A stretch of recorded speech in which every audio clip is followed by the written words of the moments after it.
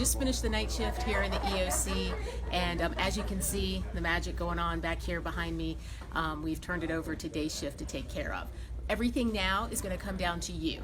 So it's important to keep doing those personal preparedness plans as you're starting to get out and clean up. If you see down power lines, don't mess with them. Assume that they're live and just leave them be. Duke will be along to help clean it all up and get it all going again.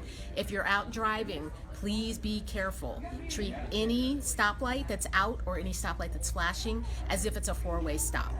Take your time. We want you to get wherever you're going very safely. But try to stay home if you can, because we want to try to keep the roads open for the Duke Energy folks to be able to get in and do their thing.